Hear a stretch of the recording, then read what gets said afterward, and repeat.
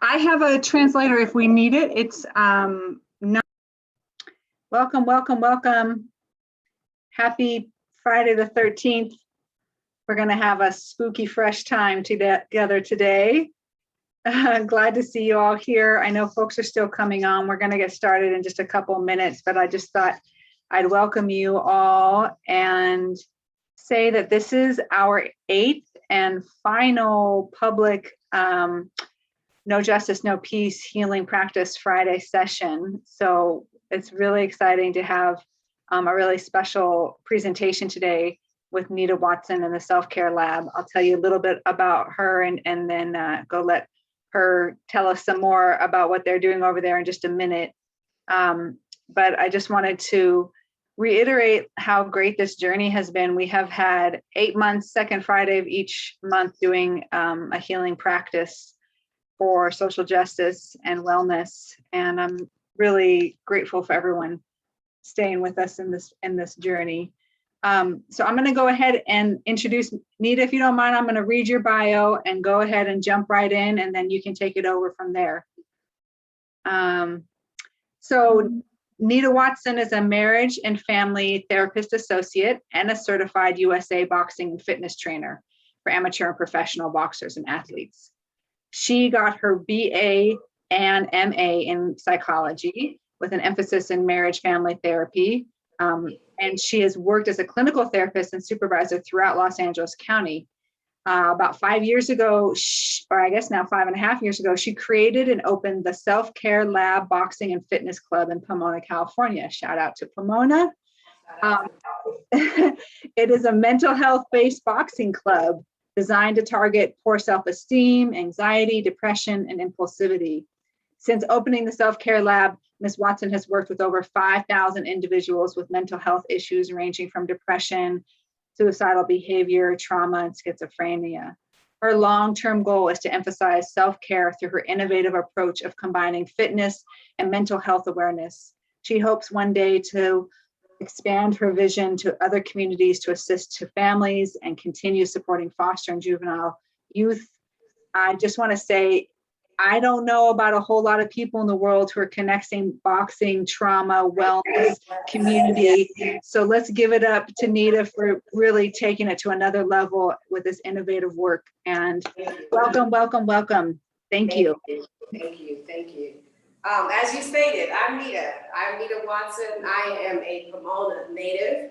So to be able to do this program here in my hometown is such a pleasure and an honor. It's an honor to see people who have known me and my family since I was a kid to see me doing this. But more importantly, people who know that I had a rough childhood and a very aggressive approach to how I was used to handling business and relationships. To see me in this sport kind of makes perfect sense. But to see me to be in this sport, to be able to be calm, I think that's what's new to people. So ultimately, like you stated, the Self-Care Lab is it's a movement, it's a vibe, it's an experience. So we took our mental health professional background with my fitness background and kind of married the two modalities together. And to me, that's the epitome of self-care. We could have chosen finance or spirituality, but I chose mental health and exercise and the power between the two and what they're able to do. So that's the Self-Care Lab. Beautiful. Thank you so much. Thank you. So pretty much what we do here is, it pretty much just depends on the day of the week, Miss Lady. And a lot of people don't know, we're up against a lot right now. Another professional boxer purchased our building and is going to move us out and move his club in here. That in itself is traumatizing. That in itself can be anxiety provoking. And a lot of times there are children who have been exposed to childhood traumatic experiences, such as being evicted or such as being moved around from home to home. So this is the perfect opportunity for us to pay homage to really trauma is real in our communities, kind of like community and compound trauma, complex trauma. So what we do is we teach boxing to everyday people, day-to-day people, but we also are a competitive gym as well. So that means that we actually go out and kick people's butt for fun, right? So that's where you get the U.S.A. status from. So what we've tried to do is pay homage to some of the traumatic diagnosis such as PTSD or ASD. So I try to really teach the difference between the two here, because oftentimes people think PTSD happens right away. So here with the self-care lab, not only are we teaching you fitness once a month, we create a clinical modality, a focal point that we teach here. So this month's diagnosis that we've been teaching was body dysmorphia. So we were teaching, how does body dysmorphia, the way I view my body, the way that I look down on my body, how does this play a role into my communication? Going back to school, a lot of the adolescents were homeschooled last year, so they didn't have the opportunity to kind of change into the locker rooms and, you know, expose their bodies or have this body competition with other peers. So we've really paid homage to that. So what we do here at the lab, we teach them how to box, but we have a really big rule, Miss. You cannot use this outside of the club, and that's where impulse control comes in.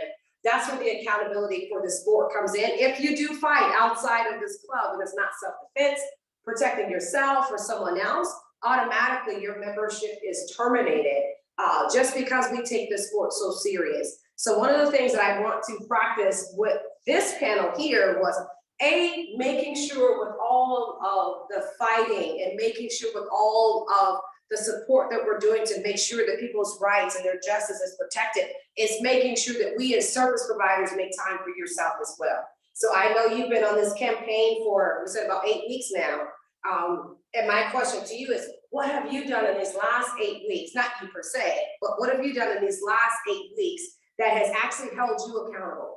Because it's one thing for you to save someone else, but if you've never put your mask on as a service provider, as a leader, everything that you've been standing for, Miss, these last 8 weeks is irrelevant to me. So I try to make sure that I captivate not only business owners, but for service providers too, because we are the healers. You've been on this healing journey for 8 weeks. So today I'm going to show you an alternative way of doing therapy, right? That's what we try to teach. So that's the background of the self-care lab. You see a lot of orange in this club. That's not my favorite color. Orange is a color of safety. Orange is a color of confidence. Research has also proven that this is why people spend more money in Home Depot opposed to Lowe's, because it's the color. It's also a color of confidence. And that's what boxing does for individuals. It can be a little cocky, right? Once you start learning routines and your body starts to change, but it's the humility and the confidence that goes with this sport. That's why we chose orange, is to captivate the minds of the individuals before they walk into the door. Because most times people have been exposed to violence. And boxing, as great as it sounds, can bring up past traumatic experiences, could trigger suicidal reactions because you go into fight, flight, or freeze mode. So we try to get you at the door with the color. We also have this thing here at our club where we acknowledge everyone, whether you're a professional boxer or just a day-to-day individual. And that opens up the door of dialect for culture and diversity, because not everyone here is jocks. And I think that's what society has tried to paint, is that this sport either can create violence or this sport can create a very machismo, very driven mentality. And we try to break that here by acknowledging everyone. And I think that's the beauty of this sport, that it actually impacts and saves lives. So we start there with the basics, and then we teach you what is boxing.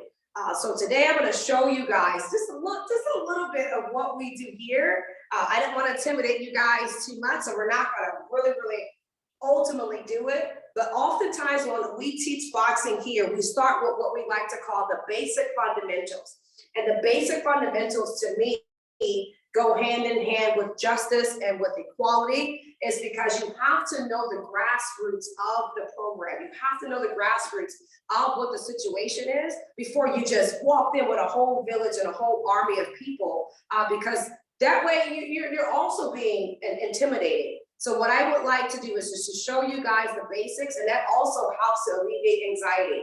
Because if you see boxers, they're doing all these fancy combos, they got this headgear, they got this mouth guard, a lot of those things can be intimidating. So we try to do away with all the cosmetic issues and deal with the basics. So today I'm going to teach you guys just what it takes to be an athlete at the self-care lab. A good attitude. B, make your payment, right? Wear your mask. Those are the basic fundamentals. And I think that's the building blocks of life and also for justice and for community is making sure that there are a timetable and a platform to actually have a voice, because it would do you a disservice to do all of these workshops in 1 week, right? You'd be overwhelmed. So you broke it down in 8 weeks, and every week or every 2 weeks you offered something different. That's what we do here. So we teach you guys what is basic boxing by teaching you your jab from your cross. So I don't know if anybody is watching me and they want to stand up. You can go ahead and stand up. I'll show you what we do. Traditionally, when you are a right-handed person, when you right, sometimes fight or flight makes you go into attack mode. So you want to use all of your power. We teach you not to use your power until you really need it. The same thing with life. It's important to not use all of your coping skills at one session because it can be overwhelming. So you, Miss Lady, are you a righty or a lefty when you're writing good notes? You're a righty. See, we like people like you. It's lefties that makes it difficult, right? So what we try to do here is we make you stand on your left foot first. So you're going to put your left foot first, Miss Lady. And the reason you put your left foot first is because, remember, we're going to save your power for when you really need it. So you're going to take your left hand and protect your face, okay? And the first punch I'm going to teach you is called your jab. I like your stance. I think you've done this before. You're going to come out, tuck your chin, and you're going to come out like a sharp, like you're shooting a towel, like a wet towel, and bring it back. You throw that, you bring it back. Same thing with life. If you dish it, you have to be able to take it. You can't just clam up and say, oh my God, I've had a traumatic childhood. Now I want people to feel sorry for me. No, I'm going to make you face it, and let's find a replacement way of dealing with this, okay? So whatever you do, come back to your face and protect your investment. So you're going to come here with your jab. Your jab sets up your cross. Just like life, breathe, snap, snap. It's a whole movement. One more time. Jab, cross. Those are your number one rules here. So protect your face. There you go. There we go. You let anybody get a cheap shot. Jab, cross, okay?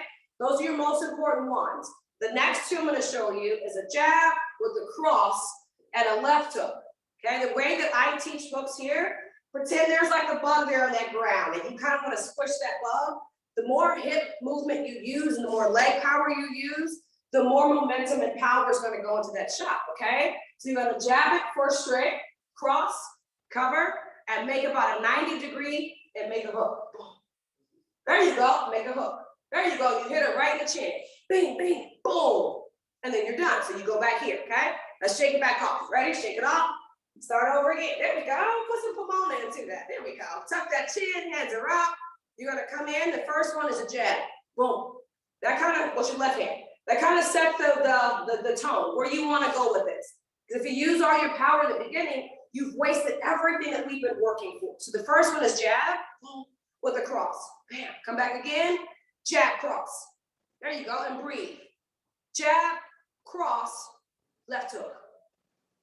Perfect! Good job, good job, okay? The reason you want to take your time with those punches is because sometimes when we get overwhelmed or we get anxious, we go into like this windmill type of mindset where we're just here. Same thing with life. We want to take each skill set that a clinician or someone is teaching us to use it one moment at a time and to breathe, right? So let's start again, Miss Lady. You're going to come here, nice and confident. No one knows that you haven't done this before. Jab. Let's start on the back. Ready? Jab. There we go. Now jab, cross. There we go. Come back to your face. Try it again. Jab, cross. Now throw a hook in there. 1, 2, whoa. That's how you let someone know at target. You got me? You don't take my parking spot. You hear that, so you do it again. You get a little bounce in there. This is called a boxer's bounce, AKA a confidence setter. So you hear jab. Again, jab. Then you go jab, cross. There you go. Let's put a hook in there. Jab, cross, up. How you feel? You want to throw a right hook in there? Let's go. Jab. Cross. Left hook. Right hook. There we go. Okay. Stand back up. Tuck that chin. There we go. Jab. Your cross. left hook, the right hook, boom. Just like life. As soon as something throws it at you, protect it, block it out. There's nothing you can do about what happened to you yesterday. There's nothing we can do about the injustices that are happening, but we can put a plan of action together. And if we strategize this, then we can win this fight. But if we go in there with all of these moves, this is what we're going in there, chaotic. It takes strategy, it takes communication. The same thing with boxing. The last two punches I'll teach you is probably my favorite, or uppercuts, right? So you place your right hand here, and you just go right into her chin. Ready? Up. There you go. Then you go the right side. Bam. That's how you do it. So she's talking crap or the justice, or someone doesn't want to listen, boom, right into the chin. And you restart over. That's life. You use whatever punches, whatever coping skills you have, even if you take a shot, doesn't mean you go down. Let's start over again. Let's put it back in the bag. Put your game face on. Put your Pomona face on. You ready? Hands up. Jab. There we go. Jab. Jab cross. Jab cross up. Right hook. Yes! Put uppercut in there. Right into her stomach. Yes! Right into the stomach on the right side. That's boxing. Those are the basics. Now imagine if I told you, hey, Miss Lady, give me 2 jabs and a body shot, and I never process with you what it takes to do this. I am not being a healer because I'm too impulsive, I'm too anxious. It's important for healers to actually be healed. Healed people, healed communities. And I think that's what this project is all about, because I can easily teach you fighting, but I can teach you fighting from a place of brokenness. I can teach you fighting from a place of you have no other option. But I want to teach boxing from a place of survival.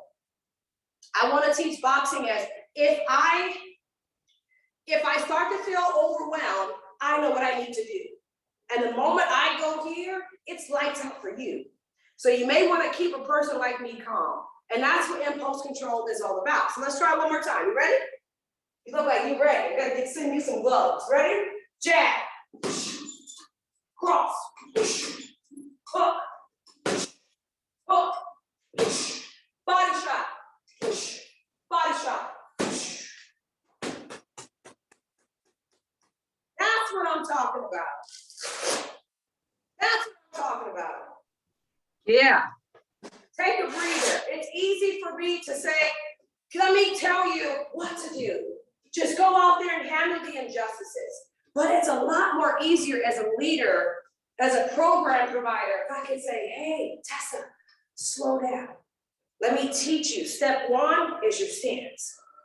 Step 2 is your confidence. Step 3, and so forth and so on. And I think that's how communities change. That's how impact happens, because we know that we're being persecuted right now. We know what we're up against right now. We know that there are areas to where we should have a little bit more support culturally. And with the right plan, this can happen. The wrong plan is going to screw us up, and then they win. Whoever they are, whoever the opposers are, they will win because we're so anxiously approaching this situation that we didn't strategize. The one part I didn't teach you is the defense. That's because it's going to be overwhelming. Somebody throws a jab at you, you slip down. They throw a cross at you, you slip down. The same thing with life. Somebody throws a bad shot at your program, they thought that this last 8 weeks you were a joke. That's not true. You slip it and then you counteract. But you don't shoot the same time someone is persecuting you. That's not justice.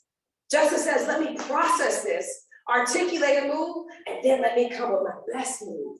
That's community, when everybody can come together and support everybody with healing and not out of brokenness. And I think that's the angle where we don't want to teach this here. Some people think I teach this for self-defense. I don't teach this for self-defense, because I don't need to teach you anything to defend yourself.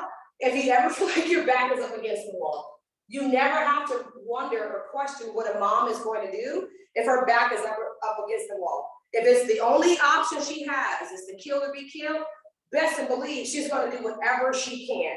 But wouldn't it be a little bit more impactful if I could teach her, if I could help her strategize? That's where therapy comes in. That's why this is a therapy place. This is why this move has rocked our entire community, because this has been people's safe place.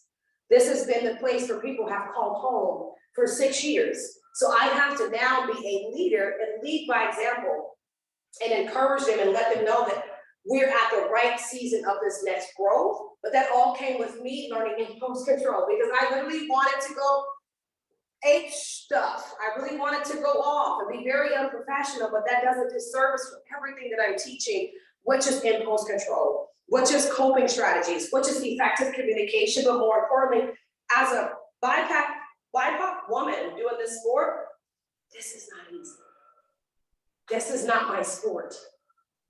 This is not my community. I'm on brown territory, but for me, I see the heart of people. But that came from growth, that came from my own healing, because I knew where I was coming, it was not primarily African Americans. There were more Latin. And to me, people are people. Love is love.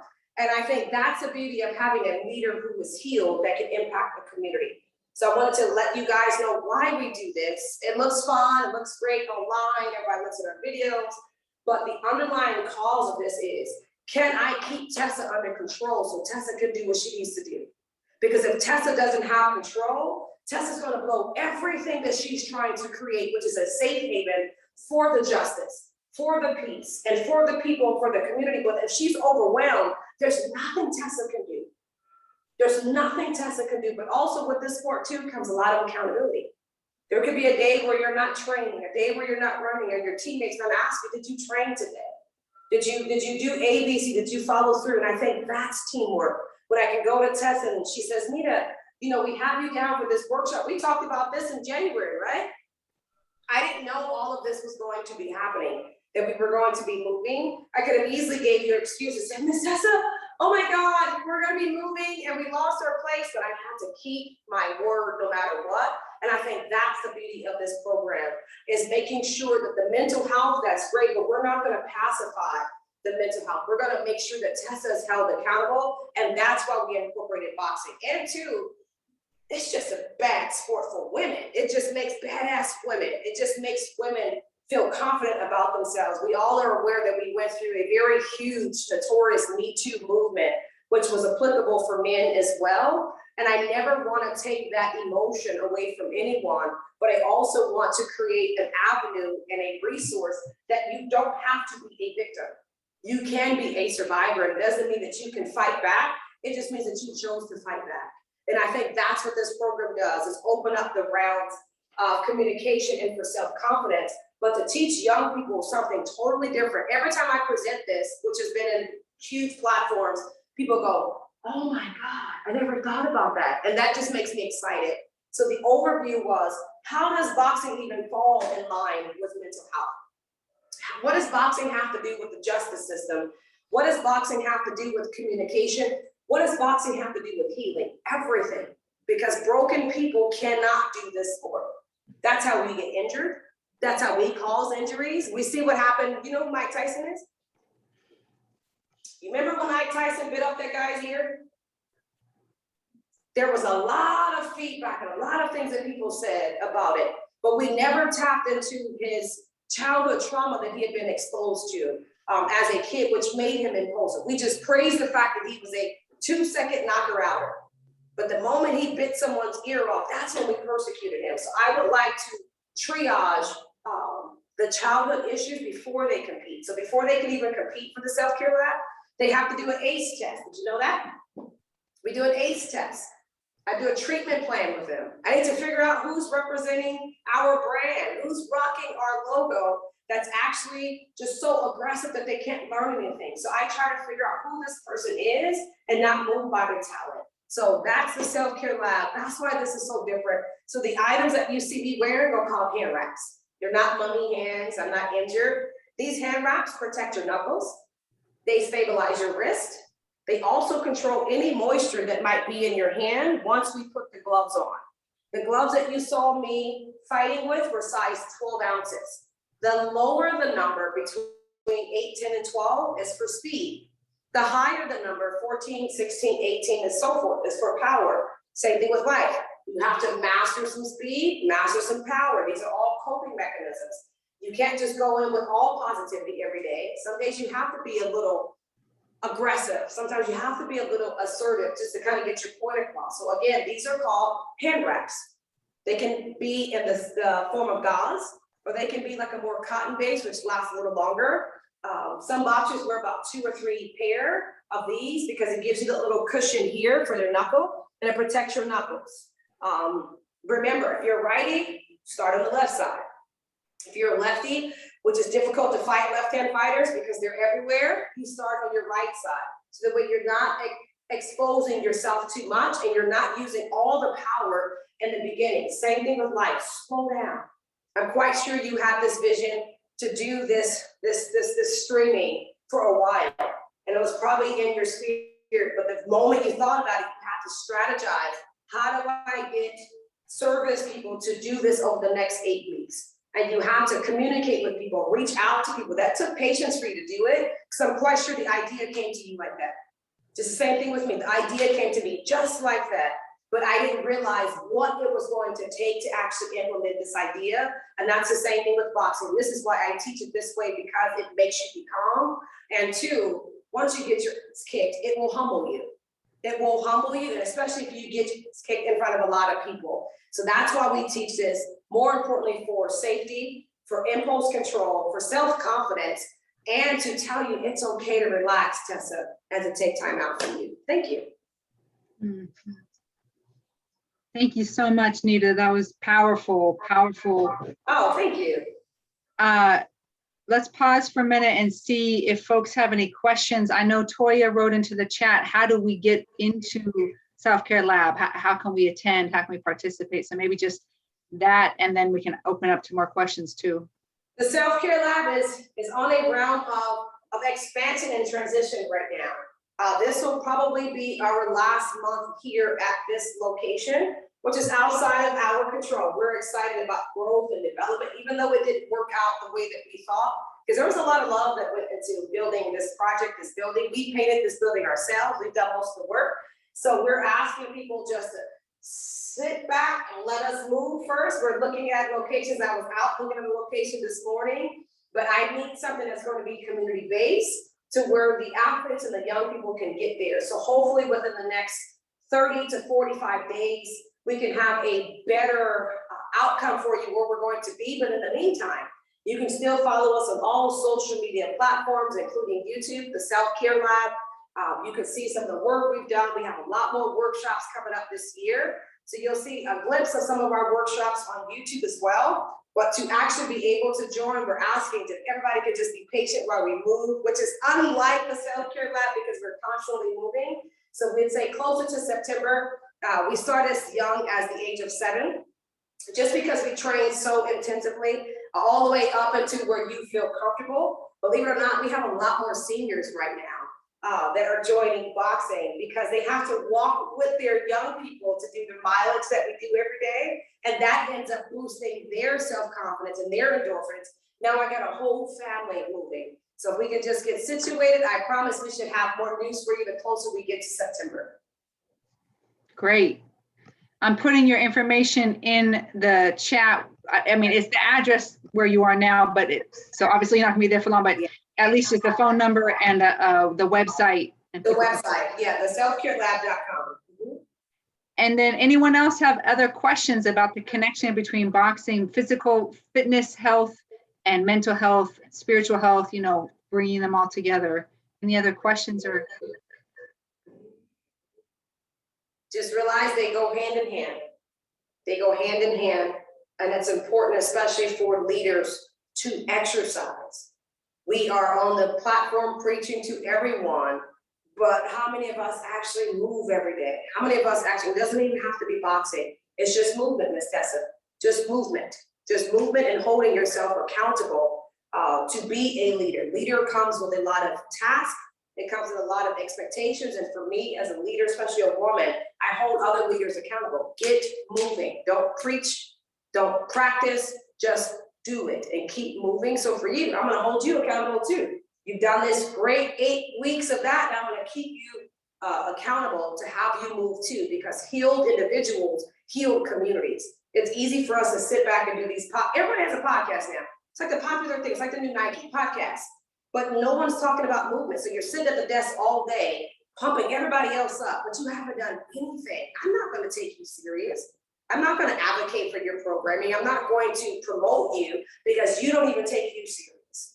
So for me I want to hold leaders accountable to keep their bodies moving. That's what I'm here for, to hold people accountable that are supposed to impact and heal communities. Make sure that when you point the finger at your community about what the change can be, that you realize that there's 3 more fingers coming back to you for self-care. To say, Tessa, what have you done this week? Have you walked? Have you drank water? Have you done whatever before you start promoting and preaching to other people? That's what I'm here for. So Nita, let me ask you a question that I think is really, I had a powerful experience recently in that I've been doing a movement meditation every day for the last year. And it's been very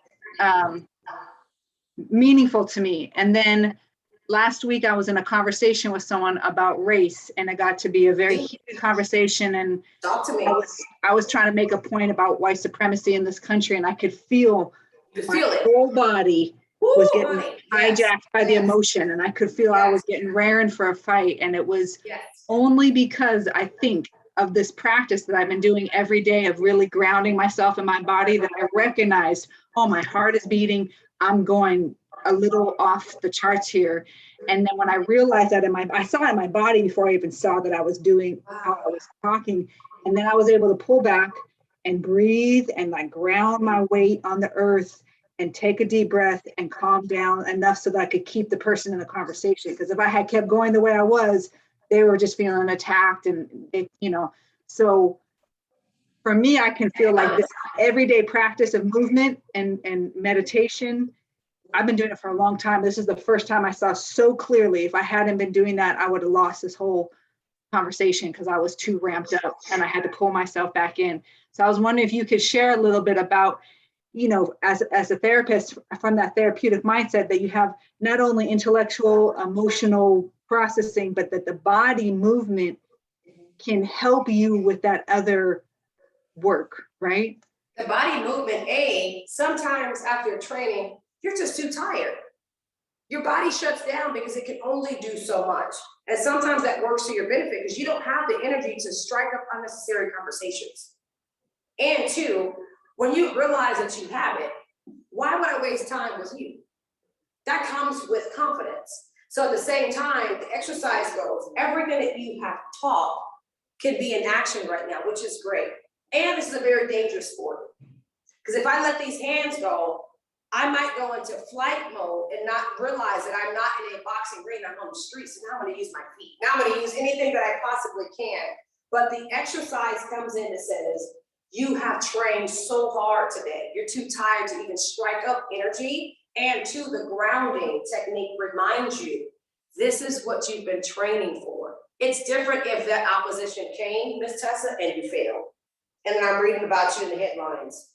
Justice lady curses out shopping center, blah, blah, blah, blah, blah. And this is me, because it happens to me. People come over here all the time. I'm in the south part of Pomona, so sometimes there's some very interesting characters that come through here. And I think sometimes people come here just to test me, just to see if I'm gonna practice by what I preach. And I have to remind people that you are a human being before you're a healer. That you are expected to get angry, and anger is a part of you. Anger is a feeling. It is an appropriate feeling, and it's a reminder that if I respond to this, I may be held accountable. That's where that fine line of exercise comes in. It says either I'm too tired or I'm overly trained, and if I lose it right now, I lose everything. For this sport, you have to have a license to compete. If things happen, you can lose your license. And 2, someone can press charges and say, hey, this person is certified to do yada, yada, yada, and then go into victim mode. They beat me, because you could have been, you speak for a living. You have every word, you probably know more words than the Webster's dictionary. And you could have easily utilized your words and not even used profanity. And that still would have been aggressive. But you chose, I'm not going to use my strength. I'm not going to use my exercise because right now my body is too tired to respond. And I probably got used to being walked over for so long. So let me do assertion versus aggression. That's where I think exercise comes in. It teaches you that happy medium, that happy balance, that either you've trained too much and you can blow it, or you haven't trained enough and you could blow it. And two, why waste it on someone that's not even worth it? Why waste this opportunity? I'm quite sure you wanted to give that individual a huge piece of your mind. And from the looks of things, it looks like you probably still got a little bit to say. You know, like, damn, you ever went off on someone, you left the part out, you're like, oh, I wish we can go back at it so I can tell them really how I feel. That's the growth. That's development. And then two, we have 3 different classes of boxing here. Everyday fitness boxing, just a typical everyday individual, amateur boxing, and then we have professional boxing. So everybody fits into 3 different categories. So you can have an attitude, but you better not have it with a pro fighter. So you can have an attitude, but you better have it with a minor. So it's about finding that happy medium of what's impulsive to you, but also having that awareness to say, hey, Tessin, you're going too far. But that's a part of growth, and I think that's what exercise does. It holds you accountable, and then two, it burns your body out physically so much that you may not even have the energy to go off the way that you would like to. Thank you so much for that. You're welcome. I'd like to invite other participants to share their questions or even just their experience about those intersections, right, between the physical and the wellness, emotional caretaking, either that you do for yourself or that you try to do with others. It also makes you change the narrative of what we've been exposed to. You could have easily told me this story in another dialogue and I would have felt sorry for you. But you said it in a sense of survivor. You said, this happened and I did this. You changed the narrative from the beginning. That's therapy. Therapy is I know I've had a really screwed up situation and this is how I chose to deal with it. So choosing to change the narrative of trauma, of disappointment, of whatever the experience is the key start of it. The accountability, the narrative. I don't know if I can give a personal experience. Well, maybe not exactly addressing your question, Tessa, but more in the sense of it's a fine line for me sometimes with passion and anger, because I get very passionate about something. And a lot of times my children, even just speaking to them about something out in the world or in my work, whatever, I feel that surge of energy in my body and feel like it's passion, but sometimes people say it looks like anger. Yes. Yeah. So can you speak on that at all? And or is that part of the movement that might control that or make it not seem aggressive to others, even though, it's not meant to be that way? It's funny that you say that because that's been me probably since I was a child, because I'm trying to express myself and I'm trying to specify to people that, no, this is passion. This is my passion. But then one day I had to look back at myself and to see I want to teach you guys this word. It's called meta communication, which is body language, meta communication. So if my passion looks like this, and I'm doing this, and I'm being very demonstrative with my hands, that could appear to be aggression. And I want to teach you that because someone perceives it to be that way, doesn't necessarily mean that it is, and you don't owe anyone an explanation. The fact that you're choosing to specify the difference between the two means that you care. So it's important for you to pay attention to your meta communication. What does my body look like? So if I'm trying to be passionate, does passion look like this when I'm talking to my kids? Does passion look like this? Does passion look like this? No, passion is just assertion. So finding that fine line between aggression and assertion, and always remembering that honey will always taste better than vinegar.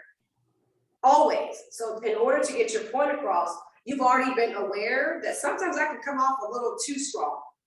So if you can look at what's passion for me, and then specifying to people the things that make you excited, the things that drive you, and that's where effective communication comes in. And we can't expect for individuals to assume that they are mind readers, or to even embrace the fact that this is passion, because the passion is ours. We have to take ownership that this is something that I'm choosing to demonstrate as passion. The fact is, sometimes people aren't secure enough to receive that. So sometimes you're not responsible, miss, for the fact that someone is intimidated by you. I get this all the time. You look so intimidating because I got these tattoos, I got these dreads. but I read books at night. You know what I'm saying? So it's just one of those things. I'm not here to make you feel better about yourself. It's my job to make sure that there is an awareness. So make sure that you're aware of your body language, making sure you're aware of your conversation. If you feel like you know you've gone off a deep end, then change it. But the most important part, Miss, I will leave with you, is the humility. Is to be okay if someone can hold you accountable and say, hey, Miss, when you said ABC, this is how that made me feel. And the growth aspect will say, tell me more. The lack of growth will say, that's how I am and that's my passion. So if you can have an awareness of your body language, have an awareness of your communication style, and making sure that people can also hold you accountable to your verbiage, then I think you can find that fine line between, is this assertion or is this aggression? I love that. Thank you. You're welcome. Jen, thanks so much for sharing that. I have the same thing. I'm a very emotionally, charged, animated, communicator. And sometimes I think it's about asking what my goal is. Is my goal to make my point, or is my goal to be in a conversation? Because I think what I'm doing is fine. Someone else might be really intimidated. So it's really about thinking, if I'm just trying to make my point, then I don't care how they feel or they receive it. But if I am wanting to be in conversation and want to keep them going with me on the ride, then I do need to consider, maybe I break down a notch so that they can feel welcomed enough in the conversation to stay with me and not intimidated. So some of us just are, what's your goal? Sometimes I just want to be right. So just. And that's all the time. And also too, when you realize that all of your conversations are passion, then that means that something in you needs to change. Because everything isn't a demonstrative reaction. If I say good morning, you should say, hey, good morning. If I'm like, good morning, like, what the fuck? I'm like, whoa. Have a time and a place to be attending this lady. So sometimes that awareness and that vulnerability to say, hey, you're doing too much right now, or could we take this inside? And having someone be okay with holding you accountable, that's where the growth tool is. There's a lot of people who I don't like to tell me what to do, because I don't give a if you don't like me. I really don't, because I know you can't whoop me, but at the same time, I can't grow that way. You see what I'm saying? And it's just, I break the community if I'm teaching these habits to my adolescents and to my youth. You are entitled to be angry, which is great, and we should have enough in us to have an awareness of how this impacts the other person, including myself. I work with all men. I train men every single day. They could probably kick my ass, but I'm not intimidated. But at the same time, I don't abuse my power and disregard their masculinity. I think it's a pair where I can be okay with my femininity. I know I'm a lesbian woman. I know I'm a dominant woman, but I don't prove it to the guys. That's confidence. And passion says, you know, you can go to 0 to 100 real quick, so be calm. And you go, hello, good afternoon. They go, what's wrong with her? You don't want me to let this cat go, because if I let this sucker go, it's bad for everybody. So it comes with awareness and practice to where people can tell you, she's crazy. People come to me now and say, you're so nice. And I go, really? Oh my God, because I've been practicing this. I already have a very aggressive look, right? So imagine me going, let's talk about mental health. Put your hands up. Oh, wait a minute. You don't want to do that. You're not scaring people off. But I had to go through my own healing transition to go, Nita, it is okay to be assertive. And it's okay to be a team player, to allow someone else to utilize their assertion too. That's dialogue. That's healing. That's the grassroots work of where we're trying to go, because you could easily teach this over the next 8 weeks, but you'd be burnt out. You'd be so bored. You'd be like, oh God, what am I going to talk about now? But you started to reach out to multiple people to bring them together, and then look what you built. You built a whole community. So I would say, have that awareness and have someone that you feel safe with. I do presentations everywhere, and as confident as I am, I'm a very introverted, shy person. But only a certain, don't laugh at me, only a certain amount of people know this about me, right? Especially my team. So if you ever see me speak and I do this, hey, it looks cool, like, I'm having an anxiety attack. And my team knows, oh shit. And at any moment, I can just freeze. But this is me. Hey, so I look for a person in the crowd that I feel comfortable with. So if you know you can go off on that passion, find someone that you feel comfortable, they can hold you accountable. You're like, I'm getting ready to go off. You find somebody, I don't care what you have to create, like, come get me now because I'm about to go off. That's accountability and that's growth. And then find someone, like you said, that knows you. Don't get anybody that doesn't know, that's just going to sing your praises and pacify you and tell you you are entitled to be that aggressive or to go off, you need to have someone to tell you to say, hey, when the mayor came, it wasn't okay to call him a blah, blah, blah. I'm not saying I did that. I'm just saying hypothetically, right? But it's one of those things where even children have held me accountable. My youth have held me accountable for my verbiage and how I am and making sure that I'm not being aggressive in the community. So sometimes out of the mouth of babes, that's where your honesty is gonna come from. So allowing yourself to be vulnerable, find someone that you feel safe with to let them know, hey, I'm getting ready to go off, or I don't feel safe. And then having that person be able to hold you accountable without you personalizing it. Beautiful. That's exercise. Beautiful. Any other? Thank you. Thank you. We have time for one, maybe two more questions. Who wants to put something out there? I can see the phone is freezing, so I'm making sure I can catch you guys. We can still hear you. It's freezing a little bit, but we can still hear you. Come on, I know someone out there has a thought or a question they want to share. Okay. Okay.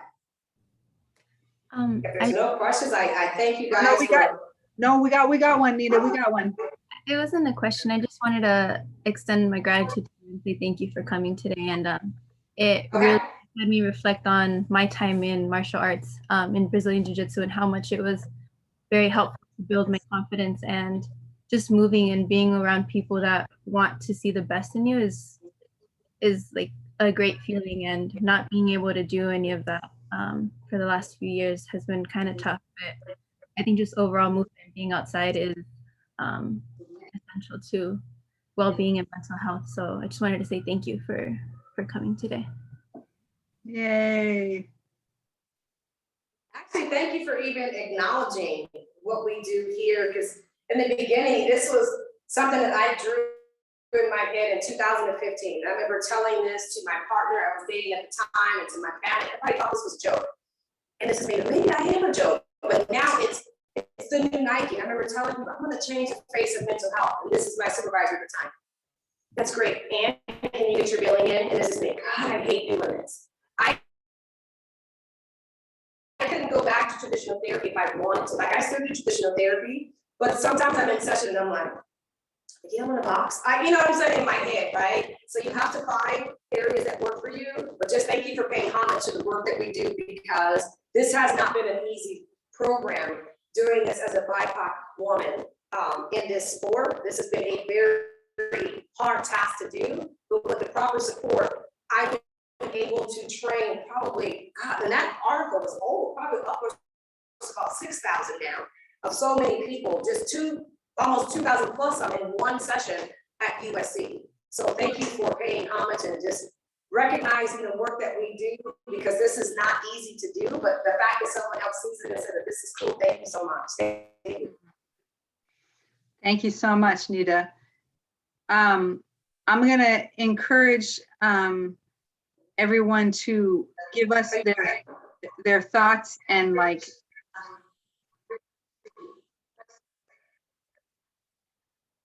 oops, I couldn't hear. Someone was trying to say something. It didn't come through because of the static. I'm going to encourage everyone to put their reflections in our little Jamboard eval. If you have things you want to know more about, put them there. If you have things you want us to touch on before our last session next month, let us know.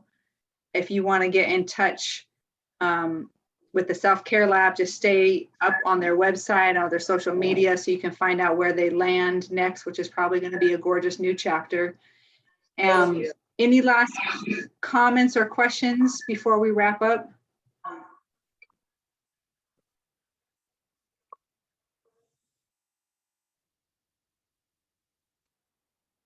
My comment is thank you very much. It is very informative, and I hear you and I appreciate you, and I'm going to take a lot of that to thought and consideration and action.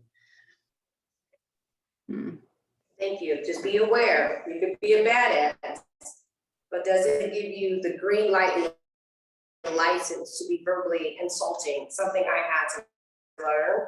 And then when you are insulting, be okay when people can correct you, especially if it's out of love. And I think that's what's going to take you to the next level is you know you're badass. But can someone sit you down and say, when you did that, that offended me? And then you can embrace that. If you can do that, there's nothing that can stop you. Nothing. So you're welcome. Thank you so much, Nita. This was wonderful. Thank you for the work you do in the world, for the very unique blending of boxing with mental health. We need like your center. You got to just keep opening up new chapters because we need this all over the place. And let us know when you find your new beautiful spot, which is going to be even better than you could dream. And we'll show up and come take a class. Thank you guys so much. Have a blessed, beautiful weekend. We needed those words of encouragement. Every day it's been something. So thank you guys so much, and we will see you guys soon. Thank you so much. Appreciate it. Thanks to everyone here. We'll see you the first and second Friday of September. Those are our very last sessions of this program. We look forward to seeing you all then, and we'll be in touch with you next week with some more updates. Thanks, everyone. Thank you, Nita. Take care, everybody. Have a great Friday. Thank you, Tessa. Take care. All right, bye-bye. Thank you. Bye-bye.